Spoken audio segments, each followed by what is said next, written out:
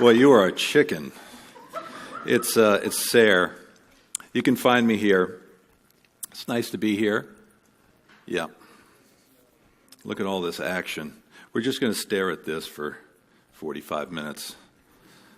Does this look familiar? Although this is Commandi. This is an obscure DC character from. That was unintentional, by the way. My wife designed this logo. I'm representing. But anyway, hopefully this looks familiar. So, yeah, did you see the title of my talk? It's 101 Years of Solitude, the case for remaining a loner in the age of groupthink. So, yes, I'm a graphic designer. I work in New York City, or have for the past maybe 20 years, and have gravitated toward avoiding these environments. And I really don't think of myself this way. And I promise this is the only Star Trek reference I'm going to use today, but definitely not the Borg. I relate much more to this guy, or girl, or it.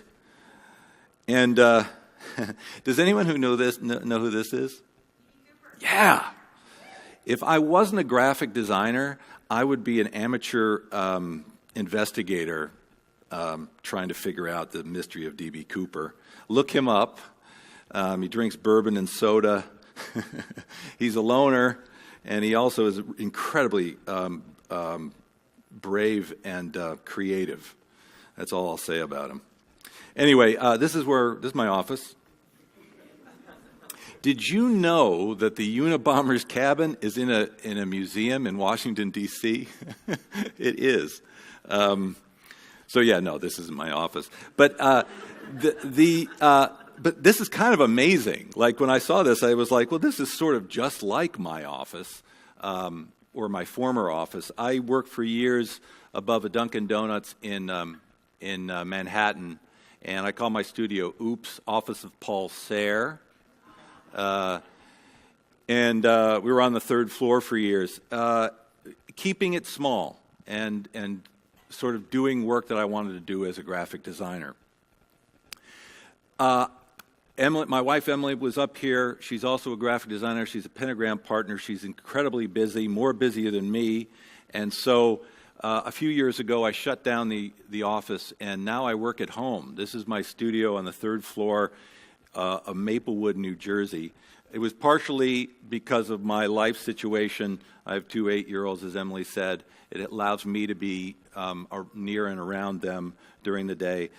My office, before we moved in, was a girls' room, so I just left the walls pink. My original thinking was that it would just force me out of this working environment quicker than it actually has. But I work alone. Again, for the first time. But while I'm alone right now, I was always keeping it very small. In my office in Manhattan, I may have had 3 or 4 of us at the same time in one space. A lot of times it was just me and an intern, or me with a full-time employee. It's like a lot of other offices. We have desks and chairs and computers, but my desks are city surplus old art school tables, and I always have my interns and employees carve their name in the desk there. We have chairs, but they have Adaman on them. I have a Nike Ajax surface-to-air missile in the studio. And I have my books around me. And as most graphic designers do, we're always kind of like reference and random printed material are sort of important. I'll give you a quick tour of the types of books on my shelves. This is a typical book a graphic designer might have, but I also have Building with Balsa Wood, Uninvited Visitors, the whole series of these 60s Army, U.S. Army manuals. If you haven't seen them, they're amazing. You can learn all you need to know about booby traps. And this book I actually put in here because I got this in Toronto at a great bookstore called The Monkey's Paw. Is it still there? Is it? Anybody know? It is. Good. Phew.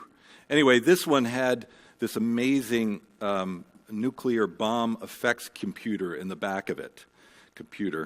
Although people have asked me if I ever used it, and I think you need a PhD to use this calculator.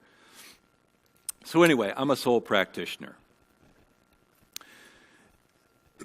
And I've also been called many other things. One thing I've been called many times is a lone wolf, and while it's on the face of it sort of absurd, I did look up the definition of this for this, and there's some things in here that are very disturbing and kind of apt. But, a lone wolf actually is usually a wolf that is driven out of the tribe for whatever reason, the pack for whatever reason.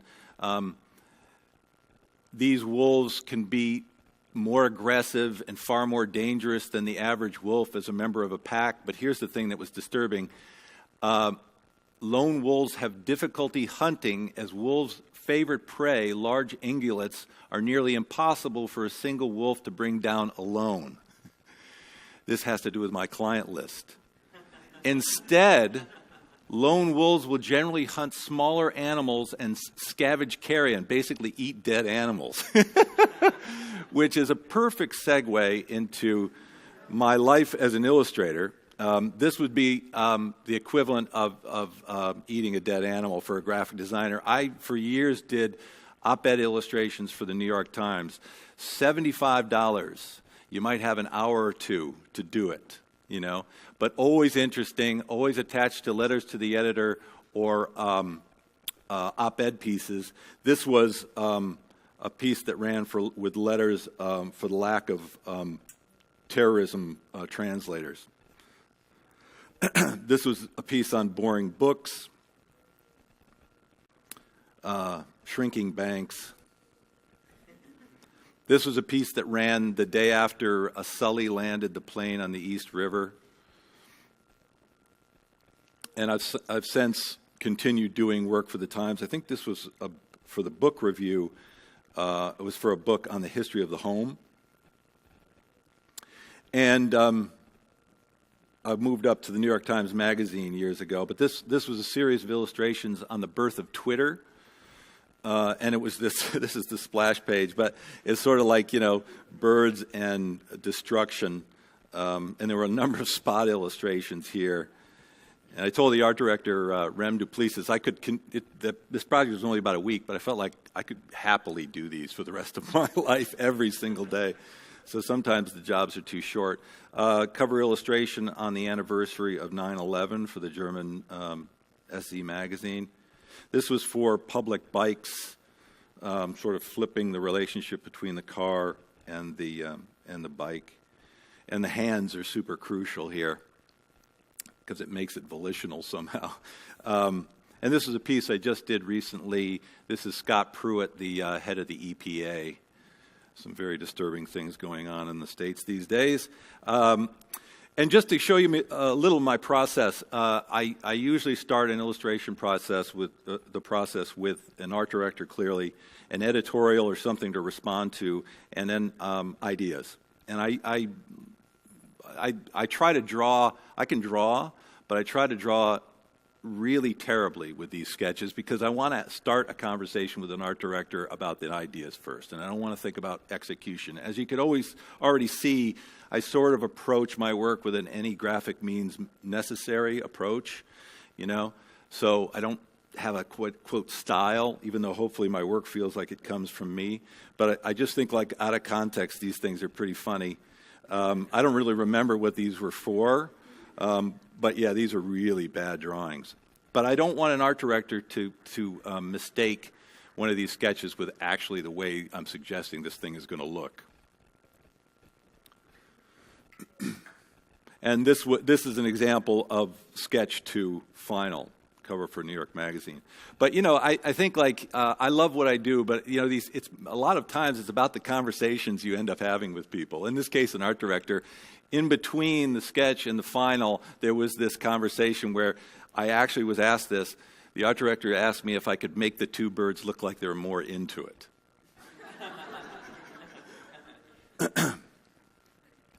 I also, I don't know if this is quite roadkill, but there's certainly small projects. But I have also gravitated toward designing book covers. I'm going to go through these pretty quickly. I've designed hundreds of these over the years for all kinds of authors and most publishers in the States. And for me, designing a book cover is a really singular design challenge. You know, you're responding to something, you're creating experience that, you know, you're starting an experience that of someone reading. I have to read a lot as part of my job, so I get exposed to all kinds of stuff that I wouldn't normally, even if I'd rather I hadn't. This was a book on adultery.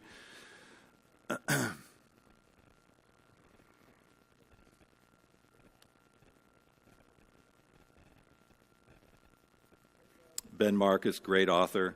And the subject matter is always changing. This was a book on the last mass lynching in the United States, working with a William Eggleston photograph. I've designed Chuck Klosterman's covers over the years. This is his most recent book. And I've been, you had mentioned my latest book. So I'm sort of still on a book tour. I don't know how long you're supposed to be on a book tour, but it's been a couple months here. Anyway, I'm in airports a lot lately, so it's been fun to go around and make sure this book is upside down in the airport bookstores. You'd be surprised. And I've been doing a lot of covers lately for the venerable publisher in New York, New Directions. And these are all really interesting books. A lot of them are foreign translations. And as you can see, the subject matter moves around pretty wildly. And, you know, since books are going away, supposedly, I will tell you, as a book cover designer, that has not been my experience yet. It may be on the horizon. One change I see is that there's a lot more care about the covers, it feels like, which is a good thing for a graphic designer. That there's much more interest in thinking about a book as a permanent object. So I find myself playing with materials a lot more, foil stamping, cloth covers, this sort of thing. And this was a kind of a different situation. It was a situation where I wasn't responding to a specific book because I was asked to design 4 covers for the great Brazilian author Clarice Lispector from New Directions. So it gave me the opportunity to sort of think about the covers differently. And it ends up being the 4 covers end up making a larger image of the author. And I wanted to show you this because, you know, this is the latest book that I did for that author. And, you know, something this simple really kind of, you know, let's face it, graphic design, I think graphic design essentially is just moving things around the screen until some inner demon is satisfied, you know. So composition is really, really something I love. That by moving something around the page can totally activate something, mean something, is super interesting to me. So even something this simple has a very strong system or grid behind it. And a lot of this happens without me even thinking about it now. I typically will put a grid over something after I've been designing with it just to see if it's obeying some of my internal logic there. But I could talk about just the formal ideas involved in this for the amount of time we have here and continue on. So yeah, I'm not going to talk about the book necessarily, but I just wrote a memoir. It's called Two-Dimensional Man. It's a design memoir. It's not a design book. I think of it more as a book about design. It's 300 pages, mostly of words. If I have a few minutes, I'd like to read a little something from it. But please look for this on Amazon. We couldn't get our act together to actually have books here today, but that's the cover. I mean, it's basically about how somebody can get obsessed with the things a designer gets obsessed with, and why we commit ourselves to a life of design, among other things. Anyway, it features my past, of course, and I had at once a totally normal, uninteresting past, but I with a lot of wrinkles. My dad was an aerospace engineer. My mom was an occupational therapist. I'm number 3 there. And my brother Greg was deaf, had a learning disability, still lives with my mom. The little guy on the left was Angus. He left home and joined the circus when he was in 12th grade. And that's my sister, number 2. She's married to a golf pro. So my brother Greg, in terms of working by yourself, this is my brother Greg's room. As I said, he lives in upstate New York with my mom still. This is his bedroom. A lot of this stuff has been on his wall since 1973. Greg makes things. And in contrast to how I make things, where, especially in illustration, it's something temporary that a lot of people see, Greg makes things that are permanent that maybe nobody sees, or maybe one person sees. This was a gift from my wife. When we visit, he does really elaborate chalk drawings in the sidewalk.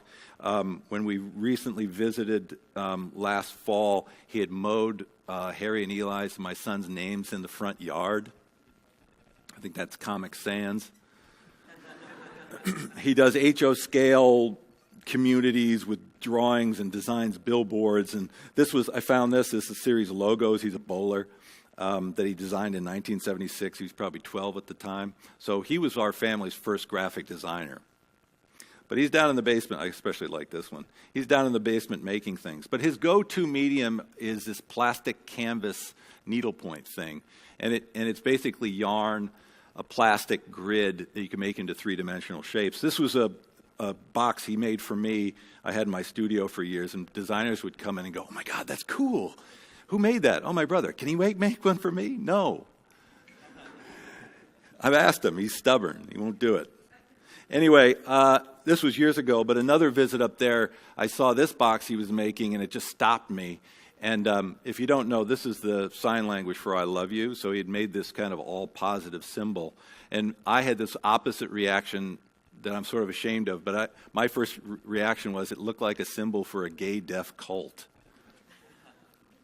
which clearly was not Greg's intent. But it got me thinking about that, and I really thought that was sort of fascinating. So I actually took it upon myself. I didn't tell him about this, but I redesigned the logo and then developed a simple system for distributing it to see if I could get it to spread, to extend his audience. And I named it Spreading the Love. There was a website. There was a PDF that you could customize, you could download and customize. And hundreds of people did. This was actually a MySpace project. Bush administration. But I asked Greg, I showed him what I was doing, and he was sort of super confused about why I would be interested in doing what I was doing. And I asked him, well, why do you make all these things, And he was sort of equally confused by that question, but I finally did get this out of him. He said, "It has to get done," which I think is really a beautiful way of articulating why we do what we do on some level. It can be as simple as that. But I have Greg as an example for making that has always been there. Another thing, I've been working as a graphic designer for 25 plus years, so I got into and started studying graphic design when the first computer came in. So, it occurs to me, I've stared at a lot of screens in my time. So I stared at this, I stared at this, I've stared at this, stared at this, these, stared at this, stared at this, stared at these, stared at this, and now I'm staring at this. That depressing to anyone? I can tell you, though, the one thing I will say is that at this point, yes, the computer helps me stay single as a designer to a certain degree, but I could care less about the latest update. I don't care.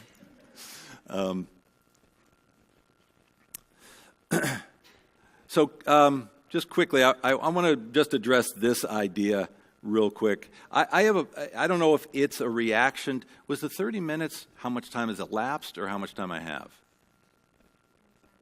Okay, we're good. So obviously the computer, and it's essential for the way I work. But at the same time, so there are things that I do where I really rely, especially if I have 1 hour to do an op-ed piece. This is just sort of a funny example of the opposite. This was a book cover I was designing for New Directions. It was for this really dense, difficult to understand book by Nathaniel Mackey. It's on music theory and other things. And so I read this book 4 times trying to understand it. I designed all these covers. I really committed to doing something interesting. They all got rejected. And so instead of giving up, I did another round, but I basically just went to Google and searched blue fossa. And apparently this is a cleaning machine. So I just took one of the cleaning machines and then blurred it and put it on the cover, approved. And I'm like, why am I knocking myself out? Don't tell anybody that.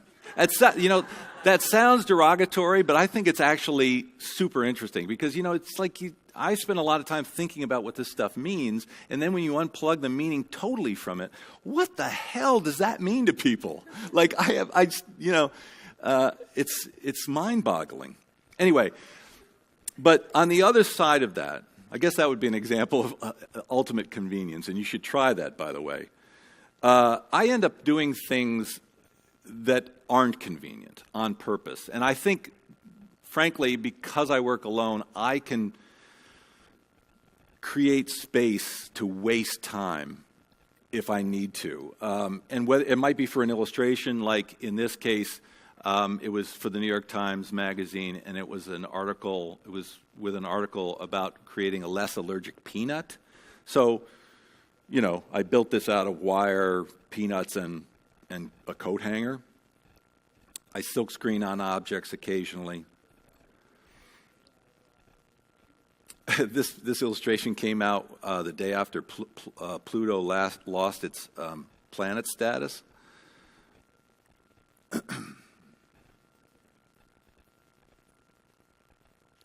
Now, I'm a vegetarian, but I was asked to do an illustration for a book review on Jonathan Safran Foer's Eating Animals, which is a book about vegetarianism.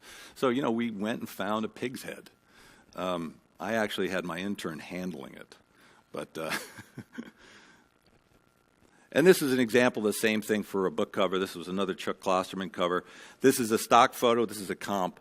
Stock photo, plop the type on there. It got approved, and then we had to make it. But, for me, I wouldn't present that idea unless I was willing to follow through on actually making it. So I ended up working with a photographer in Baltimore. He had to go and search for this spot, which is sort of a mindfuck if you think about it. Nothing is going on here, but it was hard for him to find, this isn't the same location. So we found this location. We did the vinyl type, and we made the covers. That's the final cover. But, the obvious, I don't care how you make what you make, but I think if you're not paying attention to anything outside of the box or the screen, you're missing something. You're missing a lot. And, you're missing experience. We traveled down to Baltimore. We ate steamed crabs. We got high. We hang out with Michael. It was a great weekend. And we would not have had that if I had just done it on the screen. I also have, over the years, gravitated toward designing whole books, book design. This was for American Illustration. Again, kind of playing with materials here, starting with sort of visual analogy of illustration, seeing. So the jacket is die cut, and the case cover is die cut, and then the end pages is die cut, and then it exposes, happens on the front and back cover. And the first little, you see a little of the first illustration and a little of the last illustration in the book, and some other details. These are some spreads. The juried illustration show. But the only way that works is if you take the title page and the index and put it in the interior of the book, not where it usually is on the outside. This is a book, photography about former Olympic sites by John Pack and Gary Hustwit.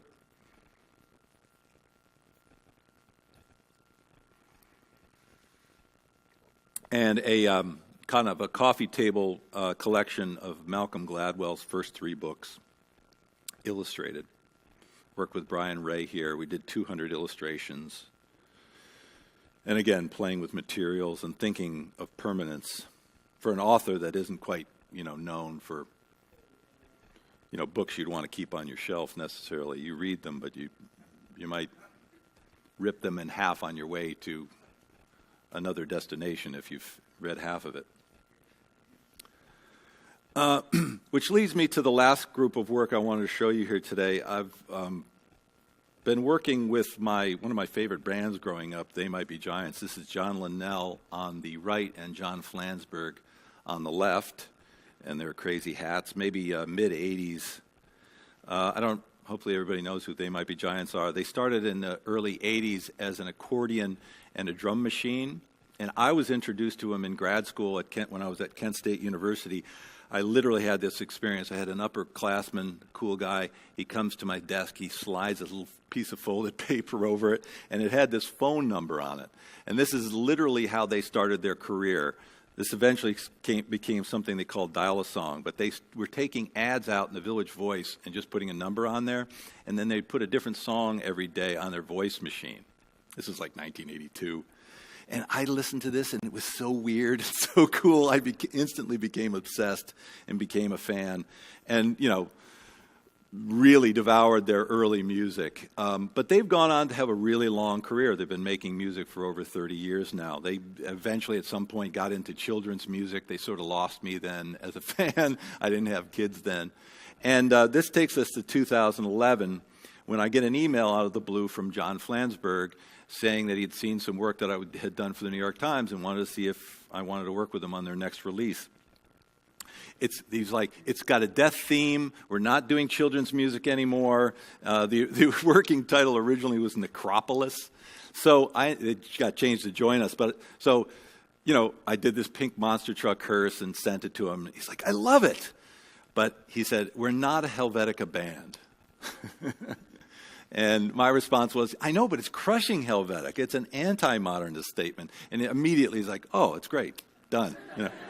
But this is the great thing about working with the band, or I think anybody. I mean, maybe it's just my perspective of being a loner, but, working with directly with somebody, one person who's going to make a decision is so much better for me than doing it the way you normally do it. Anyway, this is the back cover. This is around 2011. The band also does a lot of vinyl still, which was great getting to design an LP. But I did a whole bunch of illustration for the release. And, of course, it showed up on your iTunes. And then we were sort of done. But then I was like, oh, I'm a fan. I sort of didn't want the project to end. And, I was trying to think of ways to, continue the project. And one way I thought, well, typically there's a PDF that you download when you get a digital download. Maybe we can do something with that. So we devised a set of instructions that you could download, print out on your computer, and then build a little tabletop model of the hearse that's on the cover, right? Now, I've never done this before, and I have an intern who has nightmares about this still, I'm sure. But we figured it out. It totally worked. But at the last minute, I changed the title and added the words life size. So instead of just building the hearse, life-size model of the hearse, but it's a joke because the only directions that I changed there are print this PDF out at 3,400%. Otherwise, the instructions for making the tabletop model, right? So, we made it. It's cute. But then once I was done, I started thinking about it. It's like maybe we should actually just make it, really make it. Which we did. It wasn't that fast, I can tell you. This almost bankrupted the studio. 12 feet tall. It probably weighed 400 pounds when we were done. But the great thing was it led to my first music video with the band.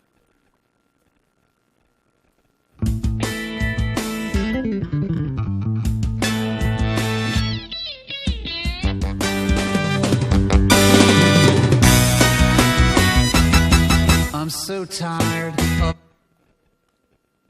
I don't know why it's doing that, but I'm your lies and the evil things you're doing behind my back are the crimes that you have never committed. I doubt it sometimes. I wonder insane. You are bad. You wreck everything you touch, and you're a sociopath. There's just one thing that everyone's wondering: when will you die? School children stay at home, and all the banks will close. Each year will mark.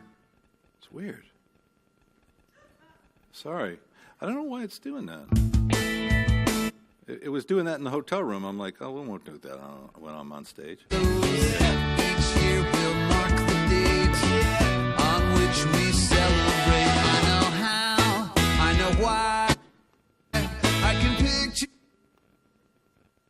every part of your... It's not going to play. Sorry, guys. Anyway, we ended up recycling it. You can see it online. I'm sorry about that. We took it to a recycling center in Brooklyn and smashed it. Very satisfying. If you're wondering, this is how you turn a monster truck hearse made of Epson prints in cardboard. A little bit more.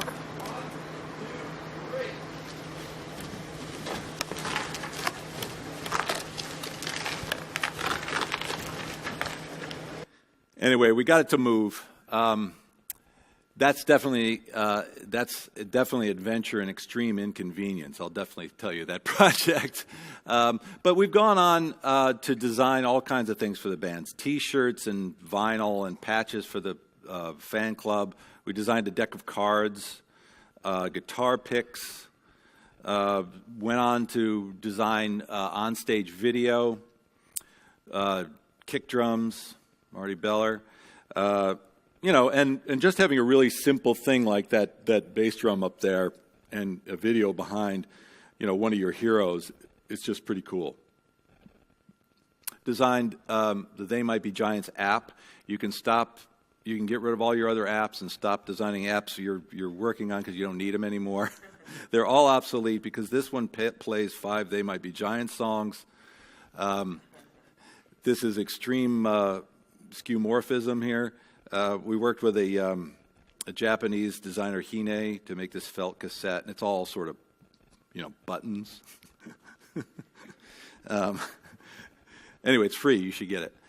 And yeah, we designed a coin for the fan clubs. They have something called the Super Presidents Club, and you get this commemorative coin. So it's a different weird president thing going on. But again, just an indication of how approvals happen. I sent this to Flansburgh. There's the front and the back of the coin. Anyway, he wrote this back: "You are a genius." Again, approved. And gone on to do now 6 releases for them. So album covers, CD covers, front, back, labels, a sleeve. Hive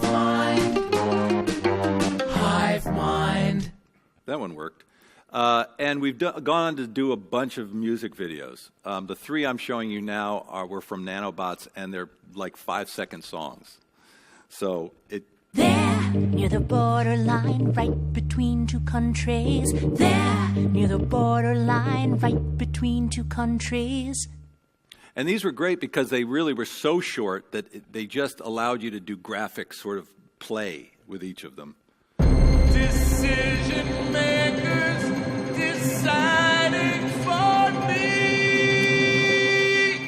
Decision makers decide.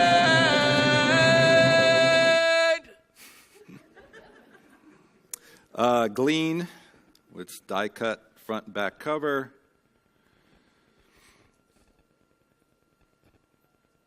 Glean with Conan. And the second to last release, Phone Power. This is all made of type made out of type. Front and back cover. And it's also sort of opened up ways of working the bed, which are somewhat unconventional, I guess, for a graphic designer. But I propose projects to them all the time. This was a case where I was like, give me a song, we'll do a video. And they gave me Tesla It's a biography song. They've done these over the years on the inventor. It's about the inventor Nikola Tesla. So I really like the idea of, again, this is extreme inconvenience, but working with actual 8mm film. This is a Bell & Howell Zoomatic camera, the one that Abraham Zapruder shot the Kennedy assassination with. You can get these on eBay for like $20. Getting the film's a little harder, and harder yet is developing it, but we did everything on black and white 8mm. Anything we brought into After Effects, we then reshot off the screen, so there's no stupid filters going on. But this happened. There were so many ideas that I convinced the band to do 9 remixes of the same song, so there are 9 videos. So I can't really do justice to this now, but we did a Tesla skater video. We electrocuted a teddy bear. We outfitted a portrait of Tesla with light bulbs for the mouth and eyes and operated to the song. And there was a cat video. So I'm going to show you just a little bit of, and then you could click, this is an annotated YouTube video. So you can click on any of the individual and go to that remix. But this is all of them at once.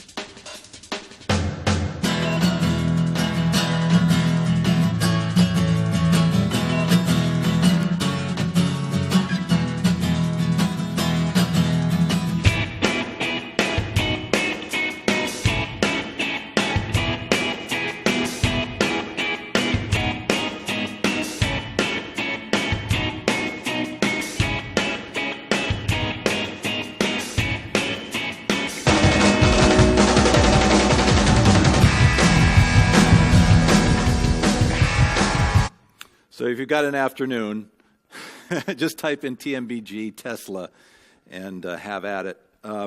So they've reinstituted the dial-a-song service. Now it's a weekly thing that's happening, and you can get on your phone or on your desktop, and they do a new song every week, and there's a new video.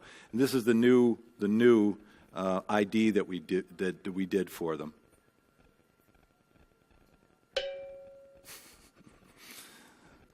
New. That's parody. This, and it's just appeared on Marty's drum kit, and they're on tour now.